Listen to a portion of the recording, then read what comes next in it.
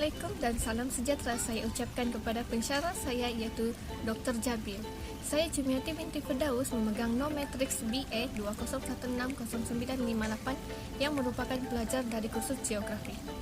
Tajuk kami ialah pasang surut. Saya pelajar 1 akan membentangkan bagaimana faktor kejadian fenomena pasang surut berlaku. Air pasang surut berlaku sebanyak 2 kali dalam masa 24 jam. Kesan daripada putaran bumi. Putaran bumi berputar di atas paksinya sambil beredar mengelilingi matahari di mana paksi bumi condong 23 darjah Celsius daripada sata tegak. Seperti kita ketahui, bumi berputar dari barat ke timur. Satu putaran bumi iaitu 360 darjah Celsius yang mengambil masa selama 1 hari atau 24 jam. Putaran bumi ini menyebabkan matahari kelihatan terbit di sebelah timur dan terbenam di sebelah barat. Air sekarang menunjukkan air pasang surut.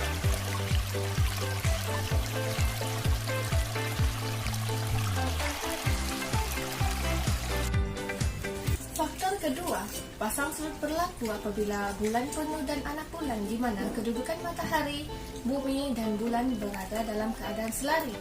Kejadian fenomena air pasang surut terjadi manakala kenaikan dan penurunan air laut turut berlaku. Pasang surut merujuk kepada aras air tinggi dan aras air rendah di laut. Faktor ketiga kejadian fenomena air pasang ialah daya graviti bulan, bumi dan matahari. Pasang surut ini berlaku disebabkan oleh interaksi antara bulan, bumi dan matahari. Air pasang surut berlaku disebabkan oleh tarikan graviti bulan dan matahari. Tarikan graviti menjadi lebih kuat apabila tarikan graviti bulan dan matahari bertindak secara bersama atau sejajar, maka daya tarikan besar. Ini biasanya berlaku ketika bulan penuh dan anak bulan. Keadaan ini menyebabkan pasang surut menjadi lebih tinggi dan disebut sebagai air pasang. Hal ini mengakibatkan air pasang meningkat ke paras yang lebih tinggi atau mencapai titik paling tinggi manakala air surut akan mencapai pada titik terendah. Kombinasi ketiga faktor iaitu tarikan graviti bulan, bumi dan matahari yang menyebabkan air laut mengalami pasang dan surut setiap hari. Kerana apabila bahagian bumi yang berhadapan dengan bulan akan mengalami air pasang, manakala jika kedudukan matahari dengan bulan selari, ketika bulan penuh dan anak bulan, air pasang akan lebih tinggi. Fenomena yang berlaku setiap 2 minggu ini dikenali sebagai jenis spring tide, manakala fenomena berlaku apabila dalam keadaan seimbang dikenali sebagai neap tides. Sekian itu sahaja daripada saya, pelajar 1. Sekian, terima kasih.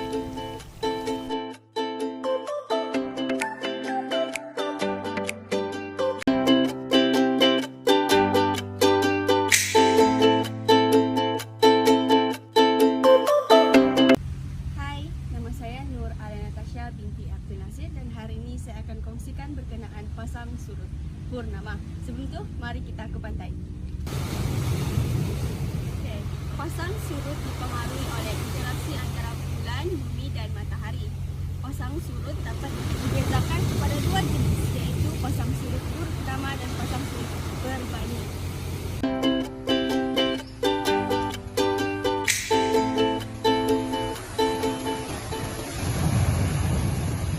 Pasang surut purnama terjadi ketika bumi, bulan dan matahari berada dalam satu garisan lurus.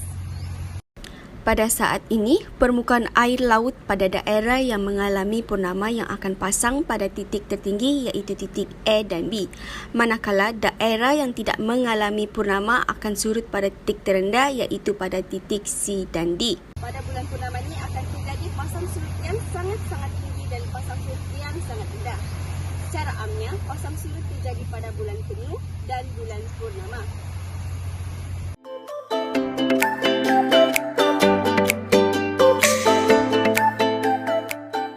Terdapat teori pasang surut air laut. Menurut teori lama, naik turunnya permukaan laut yang teratur adalah disebabkan oleh graviti benda-benda langit, terutamanya bulan dan matahari.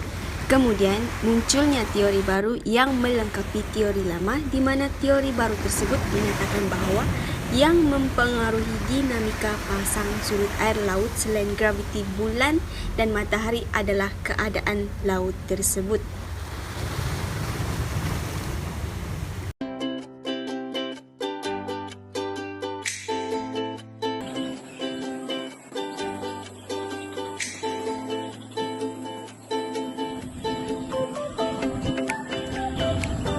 Assalamualaikum dan salam sejahtera. Nama saya Samsidar binti Sanda, bernomor matriks BE 20110543. Juga merupakan salah satu daripada kumpulan Evans akan membentangkan jenis pasang surut yang kedua, yaitu nip tights.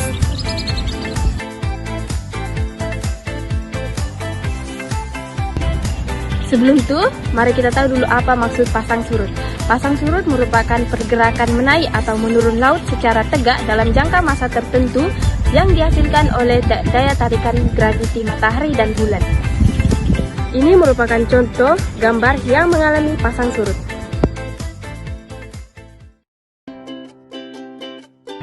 Pasang surut ini boleh berlaku dalam dua bentuk, yaitu spring tide dan nip tides. Dan saya akan membentangkan nip tides dan bagaimana ia boleh berlaku. Nip tides ini berlaku apabila bumi, bulan, dan matahari berada pada satu sudut tegak lurus yang akan membentuk sudut 90 derajat, seperti gambar berikut. Nip tides juga berlaku karena pengaruh daripada daya tarikan graviti matahari dan bulan, di mana daya tarikan graviti ini menarik pada satu sudut tepat secara bersama dan saling berlawanan antara satu sama lain, yang seterusnya akan menghasilkan air pasang pada paras yang maksimum, yaitu high tide, seperti gambar berikut. Apabila bulan berada pada suku pertama dan suku ketiga, daya tarikan graviti matahari akan bekerja pada sudut tepat kepada tarikan bulan, menyebabkan bulat pasang surut adalah kecil karena terdapat gangguan yang merosakkan antara bulan dan tonjolan pasang surut tersebut. Oleh itu, nip tide juga merupakan salah satu jenis pasang surut yang akan mempengaruhi pergerakan paras badan-badan air seperti air laut, tasik besar, dan sebagainya, yang seterusnya akan memberi kesan kepada pinggir pantai yang akan dibentangkan oleh pembentang seterusnya. Sekian saja daripada saya. Terima kasih.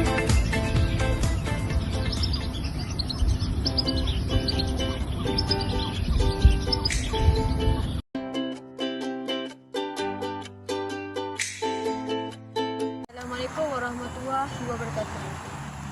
Bak saya adalah kesan-kesan pasang surut terhadap pinggir pantai. 3 proses terbentuknya muka bumi disebabkan air pasang surut di pinggir pantai. Pertama adalah hakisan, kedua adalah pemendapan, dan ketiga adalah pengangkutan. Okey, salah satu saya ceritakan, satu adalah proses disebabkan hakisan. Hakisan ni terbentuk banyak prosesnya seperti tindakan hidro, lagaan, geseran dan sebagainya. Dan teluk terbentuknya teluk disebabkan proses hakisan, di mana teluk ini mempunyai batuan keras dan batuan lembut secara berselang-seling. Apabila berlakunya air pasang dan fenomena banjir di pinggir pantai, menyebabkan di bahagian teluk, di bahagian batu lembut di teluk terhakis dan mudah terhakis berbanding dengan batu yang keras, dan dengan ini terbentuknya teluk, dan teluk ini boleh dijadikan sebagai tempat pelancongan. Dan tempat pelancongan ini kita boleh menarik pelancong asing untuk melihat pemandangan yang berada di teluk itu. Sebagai contoh, Teluk Mexico. Itu adalah pembentukan pantai. Pembentukan pantai ini terhasil daripada fenomena air pasang. Fenomena ini memberi impak yang cukup besar terhadap pembentukan pantai. Ia terhasil daripada 2 proses, iaitu pengangkutan dan pemendapan. Pengangkutan ini adalah disebabkan apabila air pasang berlaku menyebabkan menyebabkan peningkatan air paras, menyebabkan paras air laut meningkat, dan fenomena banjir berlaku di pinggir pantai. Dengan ini muatan seperti kolodak, tongkol, batu tongkol, pasir, tanah liat dan sebagainya akan diangkut daripada muara sungai ke pinggir pantai. Apabila fenomena air pasang surut ini telah berlaku, bahan mendap ini akan dimendap di kawasan di kawasan pinggir pantai, iaitu antara tikas air laut dengan tikas air pasang.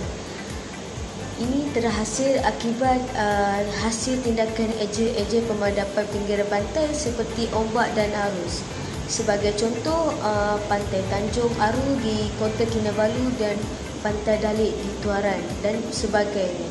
Pembentukan pantai ini boleh dijadikan sebagai tempat perniagaan kepada peniaga-peniaga kecil, dan ia boleh dijadikan tempat pelancongan dan memberi impak untuk menarik pelancong luar untuk kunjungi dan melihat pemandangan yang cantik.